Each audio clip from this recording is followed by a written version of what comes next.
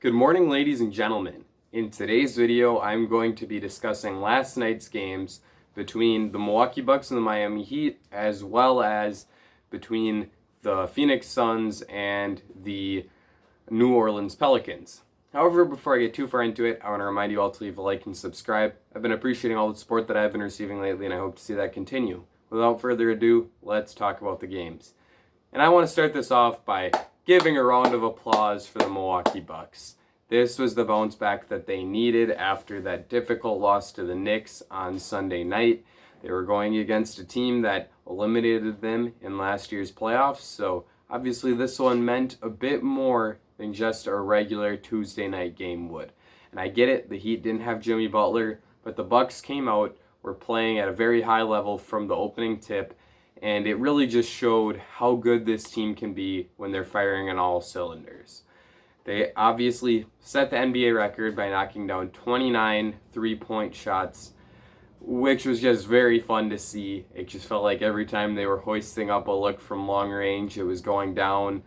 And a lot of this falls on the Heat for just consistently giving up open looks to good shooters like Bryn Forbes and DJ Augustine, and obviously Chris Middleton and Jrue Holiday just had far too many open looks, although the Bucks really deserve a lot of credit for this as well, because players like Chris Middleton, Jrue Holiday, Dante DiVincenzo, even the rookies coming off the bench in Sam Merrill and Jordan Nwora were knocking down some really difficult off-the-dribble three-pointers, whether it was pull-ups or step-backs or side steps.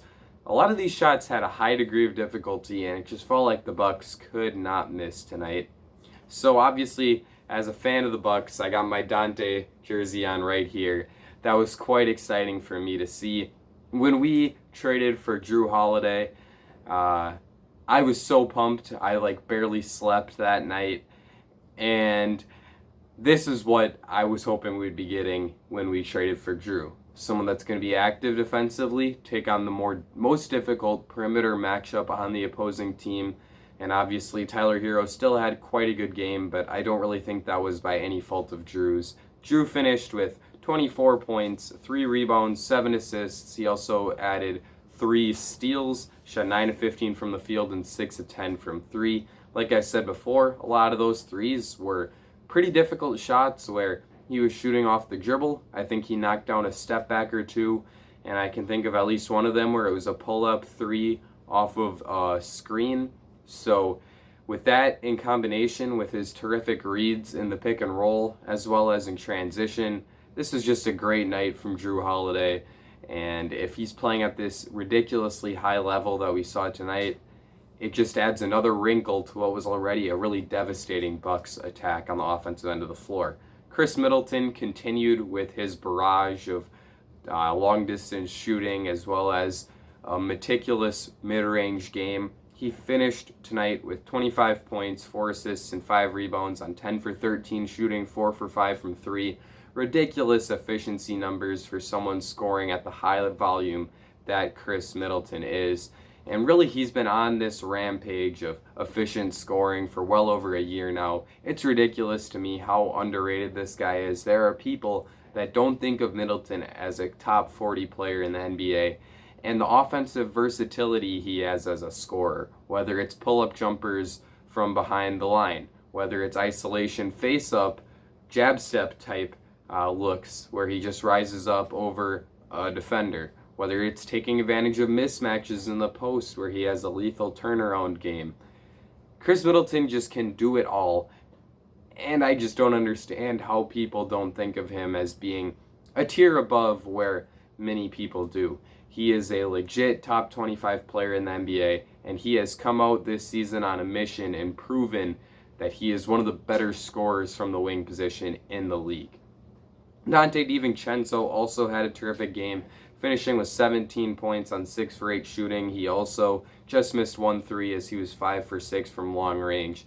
Dante has been that complementary option that the Bucks wanted him to be so far this season. He struggled quite a bit in that game against the Knicks, and his second half against the Celtics wasn't great. But in the first half of the Celtics game, the entirety of the Warriors game, and tonight's game against the Heat, Dante DiVincenzo has been playing at a very high level, and he's certainly someone that you can rely on to be your fourth or fifth option if you want to be a really good team. His development and leap that he's made as a three-point shooter from last year to this year is quite large. I'm not really sure what his exact efficiency numbers are for this season as a whole. Obviously, it's just 4 games, so you can't read too much into that. But last year, he was a low to mid 30s% shooter from distance. And this year, you can just see that he's much more confident in that three-point shot. He's taking more jumpers off of the dribble, and it just looks really good coming out of his hands. And I think that the confidence is key with him. It's clear that he's put in a lot of work into his jump shot, and I think that he's going to take a leap this year. And I've heard people like John Hollinger predict that Dante DiVincenzo could be the most improved player this year, and after seeing him play in these first couple games, I certainly do think that there's a path to him winning that award. Off the bench, the Bucks also got some nice contributions from players like Bobby Portis, Bryn Forbes, and DJ Augustine. All of those guys were in double digits. They all had pretty solid efficiency numbers as well. I really liked, in particular, what I saw from Bryn Forbes, as he is really just going to be a lethal weapon for this Bucks team as a floor spacer. He's able to take advantage of the open looks that Giannis and Chris generate for a complementary player, and I think that he is super key to this Bucks team success. If he's able to stay on the floor during the playoffs despite his defensive flaws, I think that he can really help this team out and give them 10 to 15 good minutes per night.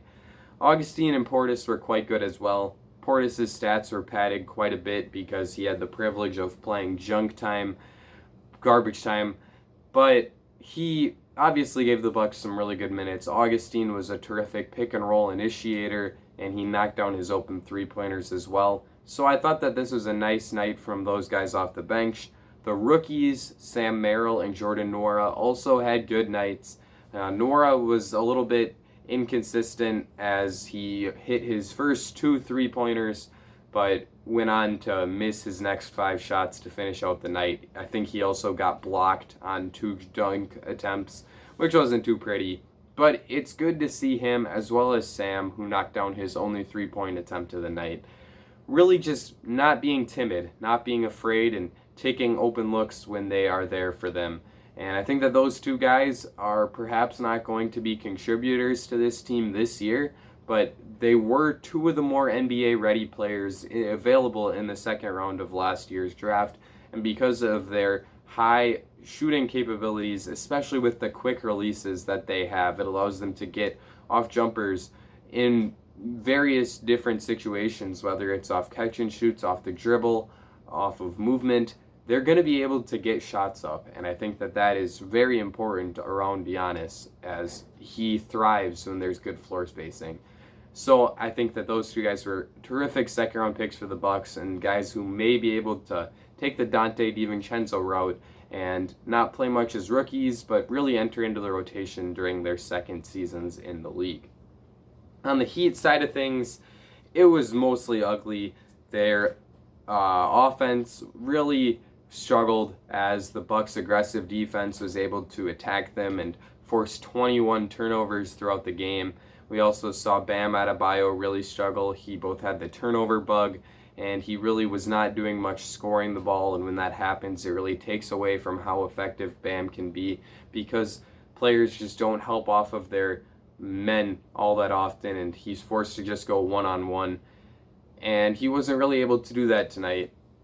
So I think that that played a huge part in how limited the Miami offense was. I also thought that this was a very odd rotation from Eric Spoelstra, as Myers Leonard and Maurice Harkless both started tonight's game, and I think Leonard played 2 minutes and Harkless played 4, and then neither of them played after that. They didn't even start the second half.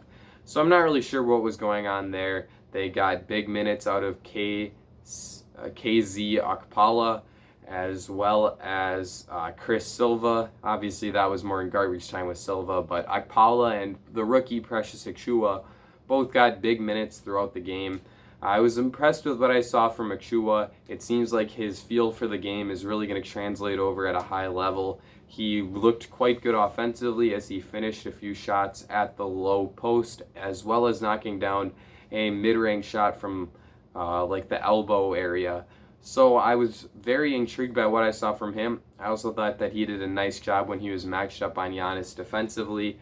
So I think that that was a solid pick from the Heat. I was a little bit critical of it because the guy that went directly behind him in the draft, in Tyrese Maxey, was someone that I had in my top 5 of my billboard.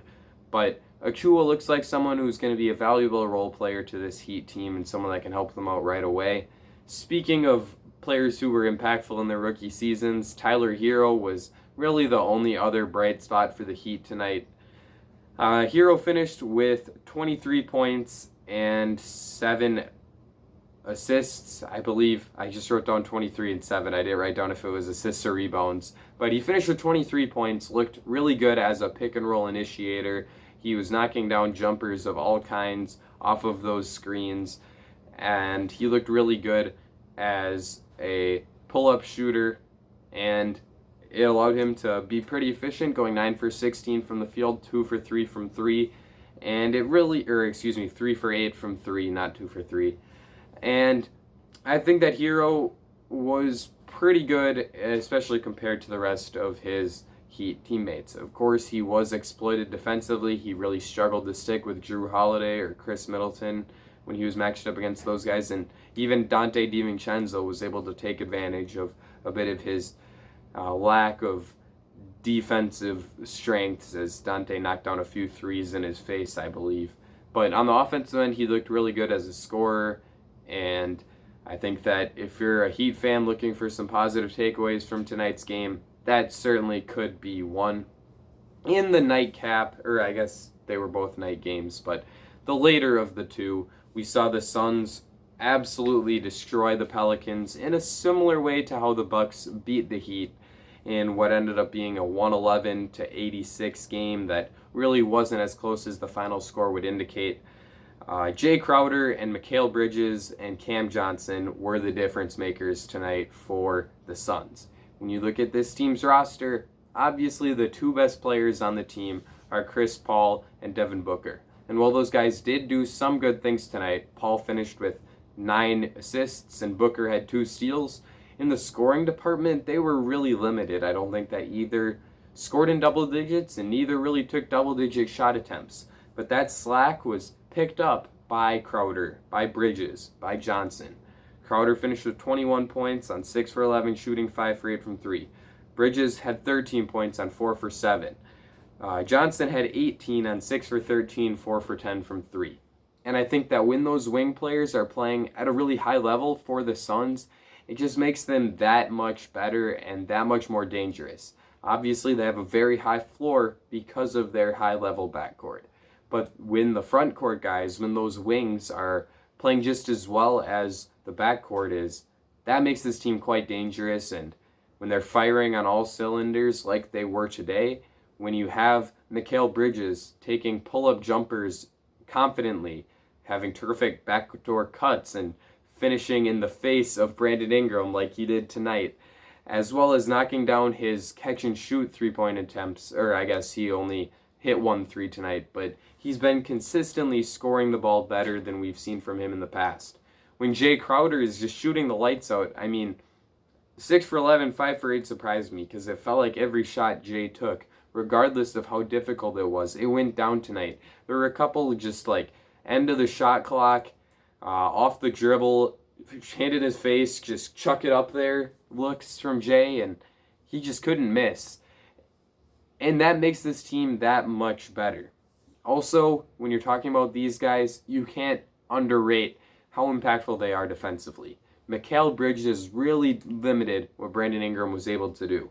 Ingram finished with just 11 shot attempts, although he was pretty good when he was able to get shots up. He shot 6 for 11, and 4 of those 5 misses were from the three-point line where he was just 1 for 5. So on twos, he was 5 for 6. So it's not like he was inefficient scoring the ball, but because of Bridges' defensive intensity, he was able to force 4 turnovers, and there were a couple spots where Ingram probably would have liked to get a shot up, but he was forced to make the extra pass instead. And that's really due to how good of a defender Bridges is. Crowder fought against Zion Williamson, as I'll talk about in a little bit. Most of what Zion does is him limiting himself and not really the defender. And Johnson, who's clearly better on the offensive end than he is the defensive end, but on defense he at least gives good effort and is a smart enough player to be a good team defender. All of those guys were just so impactful tonight, and they're really the reason why this Suns team was able to run away with the victory. On the other end, Zion was just straight up disappointing. Finished with 20 points on 9 for 13 shooting, which on the surface looks like a pretty good stat line. But then you dig a little bit further into it, and you realize that Zion went just 2 for 6 from the free throw line and had a couple turnovers, and then you watch the tape of what he did defensively, and it just blows your mind how bad of a defender he is. Like, I hadn't seen this Pelicans team play yet this year, but I was completely underwhelmed by the defensive effort of Zion Williamson. There was one play where Chris Paul was handling the ball at the top of the key. Actually, I think it was more like on the left wing. And on the opposite corner, we had Cam Johnson spotting up to take a three if the opportunity arose. And Zion was matched up on Cam Johnson. So he was sagging off, he was helping out. Chris Paul got around his guy, and Zion went over and helped. And Chris Paul wasn't able to make the pass over to the opposite corner to Cam Johnson, so he had to go to the other corner where there was no shot. The Suns swung the ball around, and Cam Johnson caught it and popped a three, and he was wide open, and it went straight through. So I was like, what just happened? Where was Cam's defender? That was just a regular swing, and he was wide open. And I went back, rewinded, and watched the play. Zion helped on to Chris Paul, stopped the ball, and then just stood in the paint. He never recovered. He never went back to Cam Johnson and just gave up a wide open three. And there were multiple situations where Zion was visibly quite lazy on the defensive end of the floor. And it just doesn't really look like he knows what's going on. Like, he has very little feel on that end, and it's just very limiting to how impactful of a player he can be. Yeah, he's great offensively, and offensively he is good in the first quarter, and like the first half of the second quarter today he was pretty good, and then after that he just looked tired, and he started throwing the ball away and not attacking the rim as much, and he was kind of just designated to stand in the dunker spot and catch lobs and stuff. He wasn't on the ball as much as you'd like to see, and he just needs to improve the fitness so that he can bring that same energy that he has in the first quarter of games for the whole game. And really, that's when the Pelicans were at their best on the offensive end tonight, in that first quarter when Zion was attacking. Once he started playing off the ball more, they struggled to create offense. So I've got a lot of critiques with Zion, but you can see it with him that he really can be a high-level offensive player when he is going at his full, because he gets to the rim effortlessly. He's a pretty good finisher, although I think he did miss a bunny or two that really just should have been easy finishes. And he gets to the free throw line quite often as well. I think that you could easily see him getting to the line double-digit times per game if he's able to play high minute totals. It's just a question of whether or not he can make those free throws when he does get there. But overall with Zion, I think he's still a work in progress. He hasn't quite earned his status as like a top 40 player in my opinion. A lot of people put him up there, but because of the defensive limitations and the fact that he's not able to play all out for the entire 30 minutes that he should be getting, it limits how impactful he actually can be. So I think Zion's gotten a bit overrated, and I'm hoping that people are able to calm the hype a little bit and wait to see just how effective he can be when he's actually healthy. Because if he does get in shape, watch out, because this guy has a chance to be a super dangerous offensive weapon.